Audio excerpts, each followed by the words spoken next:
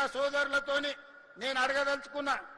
10 సంవత్సరాల అధికారంలో ఉండి మీ కష్టాలకు కారణమైన వాళ్ళు ఇవాళ మనము భారత్ ఫ్యూచర్ సిటీలో ఆనాడు కాలుష్యం వెదజల్లే ఫార్మా పరిశ్రమలను తెస్తా అంటే మీ ప్రాంత ప్రజలకు జీవన ప్రమాణాలు పడిపోయి ఈ కాలుష్యం వల్ల మీకు ఇబ్బంది జరుగుద్దని ఈ కాలుష్యాన్ని తరలించి ఈ రోజు ఒక గొప్ప నగరాన్ని తీర్చిదిద్దాలనుకున్నాం.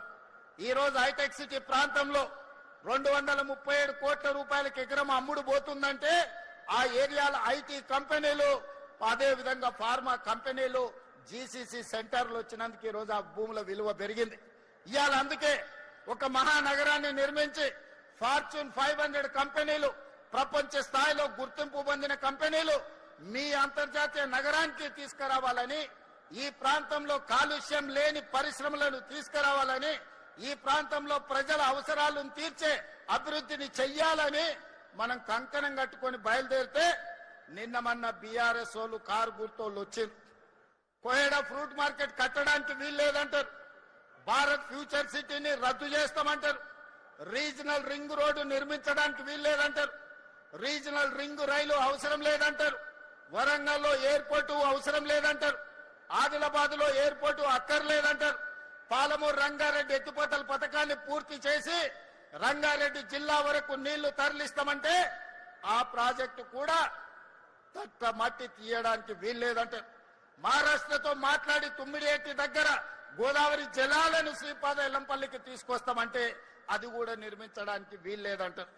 ఇవాళ నేను అడుగుతున్న మిత్రులారా, ఆ 10 ఏళ్లు మనం కొట్లాను ఫ్రూట్ మార్కెట్ కట్టమని, పరిశ్రమలు కాలుష్యాన్ని వెదజల్లే వాటిని తరలించమని, రీజనల్ రింగ్ రోడ్ కావాలని, వరంగల్ ఎయిర్పోర్ట్ కావాలని, ఆదిలాబాద్ ఎయిర్పోర్ట్ కావాలని అభివృద్ధి చేయమని ఆనాడు మనం రోడ్డు ఎక్కితే ఈనాడు ఈ అష్ట దరిద్రులు మనం ఏ అభివృద్ధి చేస్తామన్నా అడ్డుకుంటామని రోడ్ల మీదకి వచ్చి ధర్నాలు రాస్తా రోకోలు చేస్తున్నారు. మీరు ఆలోచన చేయండి. ఇట్లనే అభివృద్ధి నిరోధకులుగా మారితే ఈనాడు ప్రతిపక్ష హోదా ఉన్నది, రేపు రాబోయే రోజుల్లో ప్రతిపక్ష హోదా కాదు కదా, కారు ఎక్కడానికి కాదు, కారును దొబ్బడానికి కూడా మనిషి దొరకడు. అనుంజడి మీరు అక్కడెక్కడనో కార్ఖానాలో పోయి కారును టైర్లు లేని కార్లు మనం చూస్తాం. మనం అఫ్జల్గంజ్ ఏరియాలో పోతే అంబాసిడర్ కార్లు ఉంటాయి, దాంట్లో టైర్లు ఉండవు, రాళ్లు పెట్టి కారు నిలబెట్టి ఉంటది. మీ అంబాసిడర్ కార్ కూడా ఫామ్ హౌస్ గా పరిస్థితి వస్తుంది. అందుకే మిత్రులారా, ఇవాళ మీ అందరి సహకారంతో మీరందరు కలిసి వచ్చినందుకు ధైర్యంగా ఈ రోజు ఈ ఫ్రూట్ మార్కెట్ ను ఈ రోజు ప్రారంభించుకుంటున్నాం. ఇంతకు ముందే తుమ్మల నాగేశ్వరరావు గారికి సూచన చేసిన, ఇవాళ అక్కడ నీడ లేకుండా వాన వచ్చినా గాలి వచ్చినా ఎండకెండి వానకు తడిసి అక్కడ అమ్ముకుంటున్న కూరగాయలు గాని, రైతులు గాని, అక్కడ ఉండే మధ్యవర్తులు గాని ఈ రోజు ఎన్నో ఇబ్బందులు ఎదుర్కొంటున్నారు.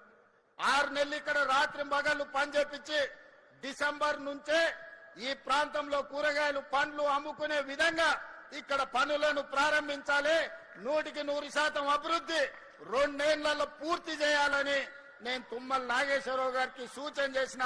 తుమ్మల గారికి వేదిక మీద నుంచి నేను మాట ఇస్తున్నా, మీకు నిధులకు ఒక్క రోజు కూడా ఆలస్యం చేయకుండా 2400 కోట్ల రూపాయలు మీకు గ్రీన్ ఛానల్లో మీకు విడుదల చేయించే పూచి నాది. మరి పనులు నిర్మాణం చేయించుకునే బాధ్యత మీది, మల్రెడ్డి రంగారెడ్డి గారిది, శ్రీధర్ బాబుది. కేసీఆర్ కుర్చేసుకొని కూర్చొని పాలమూరు రంగారెడ్డి ఎత్తిపోతల కడతా అన్నాడు, కానీ ఎన్నికైన తర్వాత మందేసుకొని ఫామ్ హౌస్ లో వండుకున్నాడు. ఆయన లాక కాకుండా తుమ్మల నాగేశ్వరరావు గారికి, శ్రీధర్ బాబు గారికి మీరిడ కుర్చేసుకొని కూర్చొని ఈ ఫ్రూట్ మార్కెట్ ను డిసెంబర్ లో పనులు ప్రారంభించే విధంగా మీరు అభివృద్ధి కోసం రోజుకి 24 గంటలు పనులు చేయించండి. మీకు అవసరమైన నిధులను ఏర్పాటు చేసే బాధ్యత నేను తీసుకుంటా. అదే విధంగా ఈనాడు రిజిస్ట్రేషన్ ఆఫీసులు కోట్ల రూపాయల భూముల లావాదేవీలు జరుగుతున్నాయి. ఒక్కొక్క డాక్యుమెంట్ కు 1 కోటి 2 కోట్లు ఈ రోజు రిజిస్ట్రేషన్ ఛార్జెస్ కడుతున్నారు.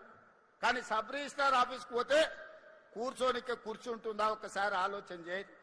గంటల కొద్దీ నిలబడితే కూర్చోవడానికి కుర్చీ ఉండదు. వయసు మీద పడ్డ వాళ్ళు బాత్రూమ్కి వెళ్దామంటే